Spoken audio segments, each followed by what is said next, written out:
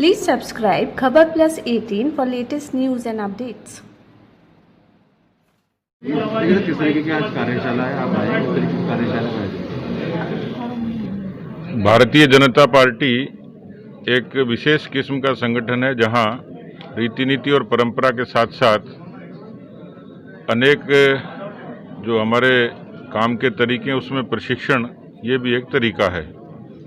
और इस तरीके की कार्यशालाओं के जरिए खास तौर पर जनप्रतिनिधि हैं जो बहुत कई नए लोग होते हैं जिनको पार्टी की रीति नीति से वास्ता हो, साथ ही साथ जनता के बीच में, क्योंकि वो पार्टी का प्रतिबिंब है, इसलिए किस तरीके से काम करें। मुझे खुशी है कि टोंक में पार्टी को अच्छा बहुमत मिला और आज इस कार्यशाला के जरिए हमारे प्रतिनिधि जनता के बीच में भी और पार्टी की अपेक्षाओं के अनुरूप अपने कार्य को ठीक तरीके से कर पाएंगे। इस कार्यशाला में तमाम उन बातों का जिक्र होगा जहां हम लोग सत्ता में हैं, वहां सुशासन के नाते हमने किया क्या। इसलिए केंद्र की सरकार ने जो किसानों से लेके और देश के बुनियादी विकास की जो नीतियां लागू की, ऐसे देश के स्वाभिमान को ऊंचा करने वाले तमाम मुद्दे, उनका जिक्र यहाँ हुआ है।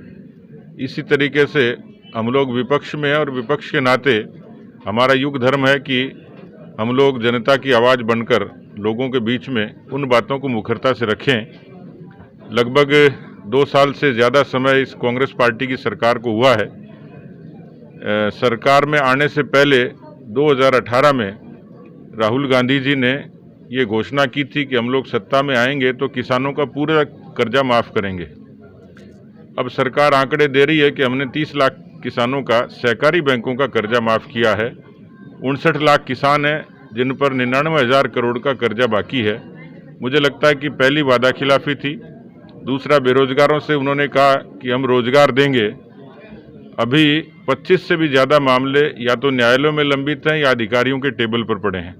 2.5 लाख संविदा कर्मी नियमितीकरण का इंतजार कर रहे हैं। कानून व्यवस्था के नाते नेशनल क्राइम रिकॉर्ड ब्यूरो, मैं नहीं कह रहा, लेकिन नेशनल क्राइम रिकॉर्ड ब्यूरो कहता है कि अब तक का सर्वाधिक अपराधग्रस्त राज्य कोई है तो वो राजस्थान है। इसलिए ये सरकार जनता का जनादेश खो चुकी है। इस सरकार का इकबाल खत्म हो गया। हमने सदन से लेकर सड़क तक सरकार के खिलाफ आवाज़ उठाई है। जो ही कोरोना उतार पर होगा, मुझे लगता है कि अनेक अवसरों पर, अनेक मुद्दों पर सरकार के खिलाफ एक बड़े व्यापक आंदोलन की तैयारी है। जहां तक जनप्रतिनिधियों का प्रश्न है, इस देश में वाजपेयी जी से लेके मोदी जी तक ग्रामीण विकास एक प्राथमिकता रही है और जिसका जिक्र अभी सांसद महोदय ने किया।